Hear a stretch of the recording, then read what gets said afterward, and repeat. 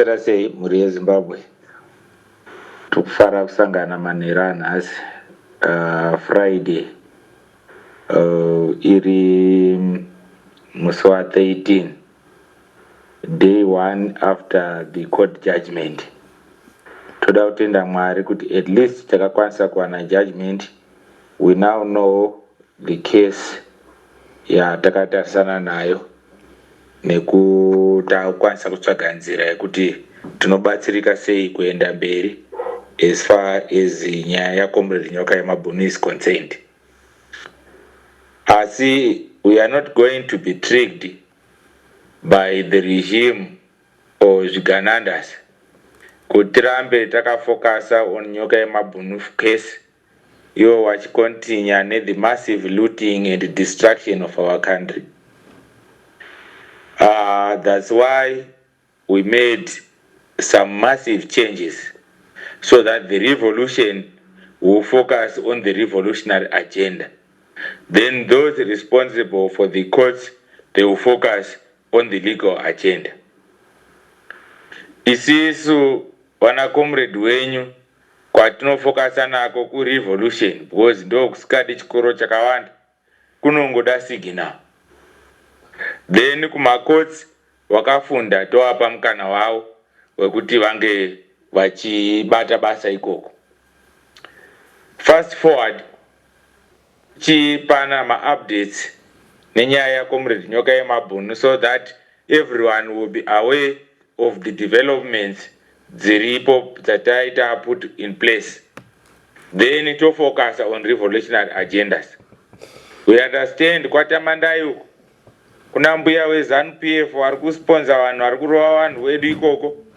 Nezuro they were on massive attack vachirova vanhu muZimbabwe. Tamandai Chipinge, we understand kune by-election kuward 5. Mbuya tisiyanai netsika dzamuri kuita idzodzo because we can make you an example. So to direct this message mainzwa ward 5 Tamandai Chipinge, siyanai neunhu hwamuri kuita imi mbuya weZANU-PF. Otherwise we can set you as an example. Saka todaira kuti hatisina message chabva ikoko tapedza nayo.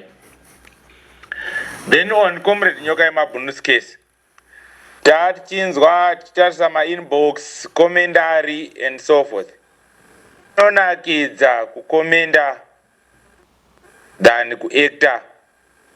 As chakutifadza in this case, tine ruzhinji rwataipesana narwo mafungiro nemaitiro ebasa. Asi tese takukwanisa kuwana a common ground yatakukwanisa kuita access each other and discuss the matters concerning this revolution and the matters concerning the attack of a revolutionary Cde Nyokayemabhunu. So we appreciate that. Taizviziva hedu kuti mvura vhongodze ndiyo mvura garisani. Kune vamwe vaitituka left, right and center. Nevamwe vataitukawo takuchiwirirana nawo pamafungiro nemaonero pari zvino. So zvinoitika murevolution mukangoona vanhu vanongosvika pakubvumirana kuti tese tiri kuenda this direction toti yes, it means something is wrong.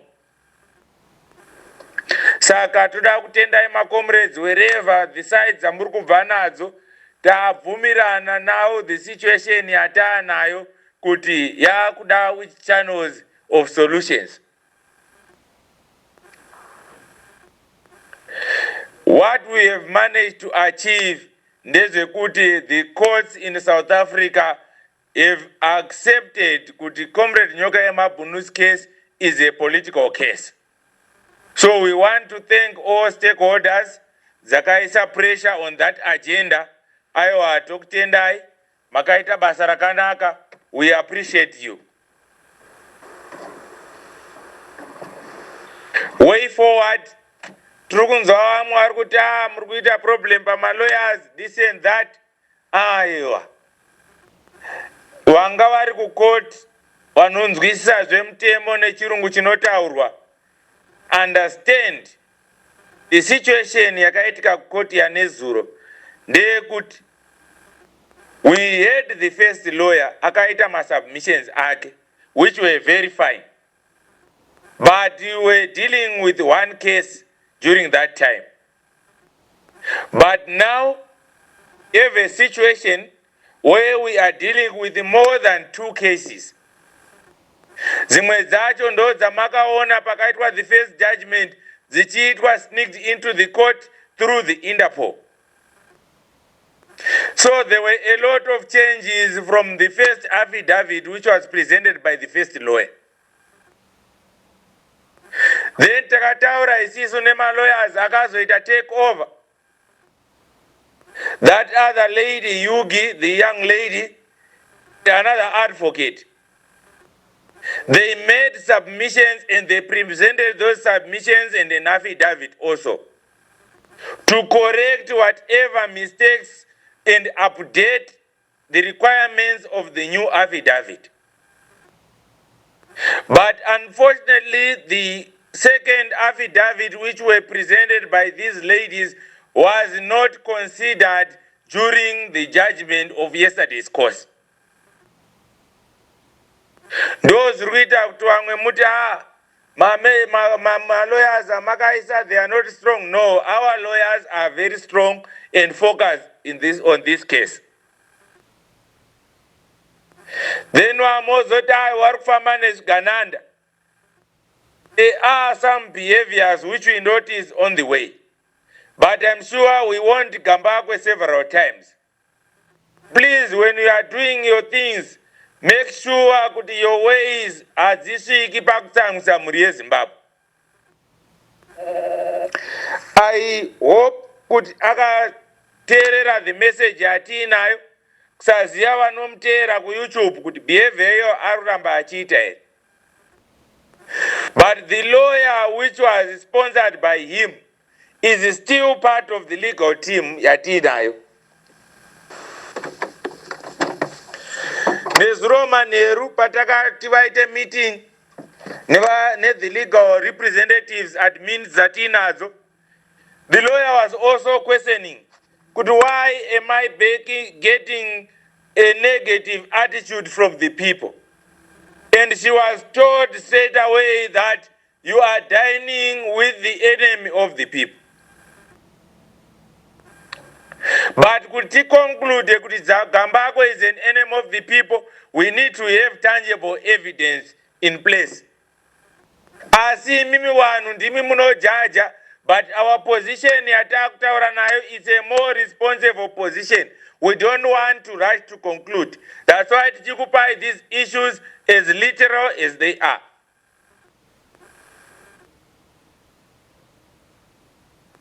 What have we done? We have addressed you yesterday after the court. Since we have been denied the bail at the magistrate court, we are going to apply for the bail at the High Court. And we are still maintaining that statement. What is needed is need that judgment yakaitwa nezuro on paper. My lawyers are asat anayo. And we are expecting between Monday and Tuesday, they are going to get that judgment so that they can make an appeal to the High Court.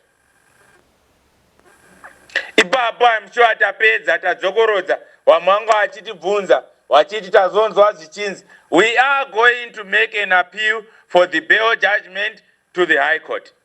That's case number 1 which we have.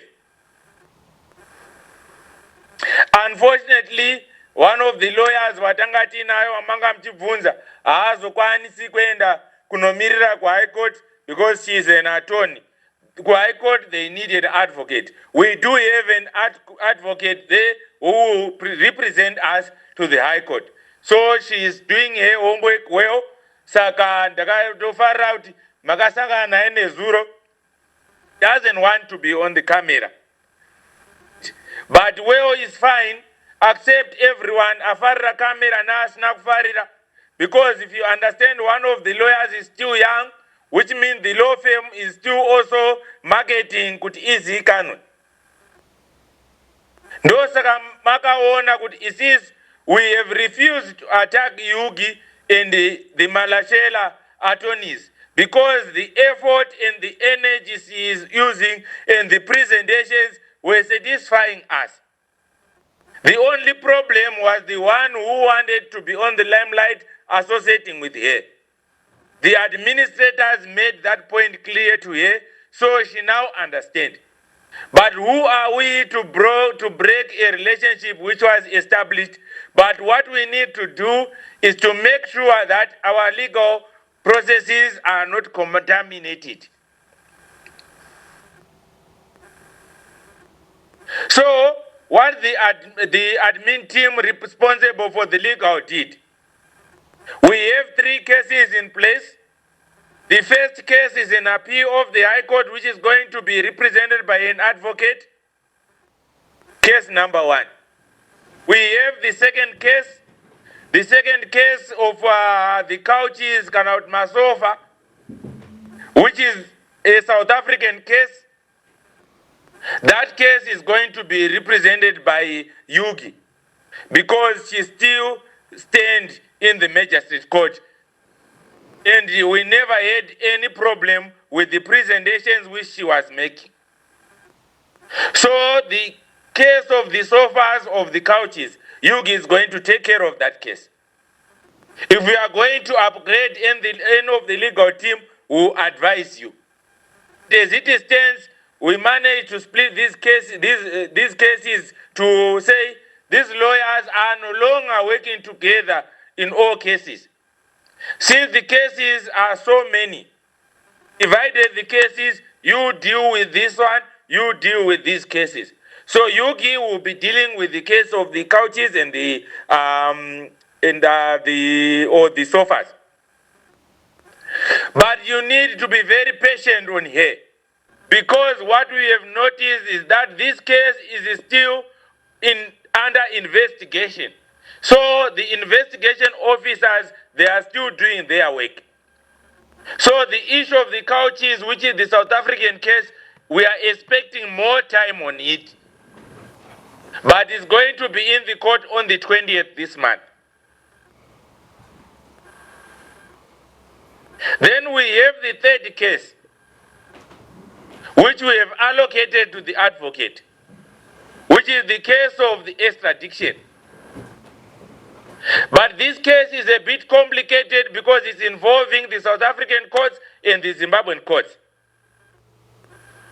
So we managed to establish the third legal team of advocates in Zimbabwe, which are going to deal that case in the Zimbabwean courts. So we are going to tell you the court dates and the courts where this case is going to be tried. So we are now having 3 court sittings here. The court sitting of the couches is, in fact, there are 4 court sittings. The court sitting of the couches, which we gave to an attorney.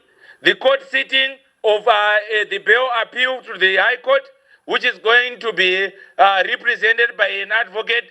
Those are South African cases. The third case, the case of extradition, being handled by advocates again, that's a South African case. Then the fourth case, handled by advocates in Zimbabwe. So those in Zimbabwe, you got another chance of going to support this Comrade Nyokayemabhunu's case at the courts locally in Zimbabwe. Kana wapedza basa ratawapa, mchiwa kana wachimborwa whiskey, this is the last weekend my advocates were. Monday, they are down to work. So we are going to have court sessions again in Zimbabwe. Kana zvabudirira izvozvo tichakuudzai kuti koti yaComrade Nyokayemabhunu iri kupinda papi irini. That's what the legal team did kubva nezuro. So maona kuti vakomana ava havasi kuzorora. Then here in South Africa, we told you kuti extradition cost iri kuhandlwa nani, and the appeal, the bail appeal of the High Court, who is handling. We are very happy with both lawyers. So please, Don't undermine the lawyers who are doing this work. What we bring here to the public, we don't want you to move in BP. Tikakupai the whole depth of this case, tinoita problem yekuti munoita BP apa nyika iri kutadza kutonga zvakanaka apa muri kubirwa nezvigananda, then tobva takupai futi the correct depth of this case, moita mastress akawandisa. Saka ndosaka tichizongoti kana taona kuti zvatiremera tongoti trust your leadership, trust the process. So we are expecting more fundraisings pambera. When need arises, we are going to come to you tokuudzai. Tinogara tikuudzai kuti garai panzvimbo musasumuke sumuke. Tonza vanhu munoteerera uku moteerera uku moteerera uku. Mopedzisira makuya mava confused. Teererai zvatiri kukupai pari zvino, because we are the ones who are handling this case as of now. Kana paita changes, tikazonga taane vamwe vanenge vachikupai updates, who advise accordingly. Moteerera iwawo. Because nyaya is not personalized on Cde Saruwaka and crew, is the Zimbabwean case. But where we are going to need big budgets. Some they think this is Cde Nyokayemabhunu's case. Fellow Zimbabwe, listen. This is not Cde Nyokayemabhunu's case. It is a fight against Zvigananda. Nyokayemabhunu haana kana mhosva yakapara ipapo. If you listen, panyaya yemasofa yeku South Africa is someone who was coming as a donor. Waitombomuisira mari wachiti comrade muri kuita basa rakanaka. Like any one of you anouya kuti Cde Saruwaka, maisa audio yandafarira, bataione papa, cool it down. That's what really happened. And the proof of payments were captured. Then what happened when they went to open the docket record, this proof of payment was for sofas, of which it was just a donation of Comrade Nyokayemabhunu, but I got 25,000 rands, mubatsirike pabasa revolution. He was trapped that way. It's a learning process. So we don't have anyone to blame, Pap. Zvavakaita iwo, it was a counter of this revolutionary agenda. So this case is not a Nyokayemabhunu's case, it's a Zimbabwean revolution case. Ndosaka tiri kuona vanhu vese vari kubatirana. Those in UK, America and Australia takambota achimbomirai, South Africa and Zimbabwe vanombobatsirai basa riripo. But we now need your hand because the budgets are going to be extreme now. But we don't want to allow the devil to happen in this case. Yes, we understand kuti one way or the other, there are other stakeholders vachauya vachitibatsira. Kana vatibatsira vanhu ivavo, muchavaona. Vanobatsirawo pavanobatsira, but havazozikwanisi dzese mari dzinenge dzichidiwa. Saka mhuri yeZimbabwe, rambai muchifarira homwe yenyu yatakakupai. Tonzwa vamwe vachiti mari dzinozobiwa, munobirwa mari yenyu nani? Isisu takakuudzai kuti we are handling these cases. Wano understand how this revolutionary agenda is moving on. I'm sure maakunzwisa kwatiri kubva nekwatiri kuenda. Saka chiregedzai kusangana nezvigananda zvechizonzi mari dzinozodyiwa, vari kuita this and that. We gave you my account numbers ekuita basa. Titi isai mari ikoko. Means tavaudza kuti gadzirisana ikoko, find way of helping each other. Because tine chidokwa dokwa chekuti tese tibatsire pabasa iri. Saka tanzwa vamwe kuseno vachiti tiri kuita confusion, tataura nawo means tikati find way of helping each other, comrades. Tiri kuziva kuti dambudziko riri kuitika nderekuti no one has access to communicate with Cde Saruwaka directly. Saka matambudziko amunosangana nawo ikoko handimazivi. Asi ndakakupai nzira dzekucommunicata nemaadmin ikoko. will be in genuine need of help. So batsiranai maadmins ikoko na paine mabatsirirana maita kwatiri chingoti paine ma-updates tizive kuti mari yatakakupai yashanda sei. Saka apo tatobata tapedza, there is no confusion on the issue of fundraising. We recorded Comrade Nyokayemabhunu nezuro court. Tachifungidzira kuti maybe maadmins vachazotibuditsira audio iyoyo kuchannel. Hatizivi maybe zvimwe waona zvisina kufanira kubudisa, but tasiya hedu zvakadaro. Tikati ngatisiyanei zvakadaro, isu ngatiitei basa.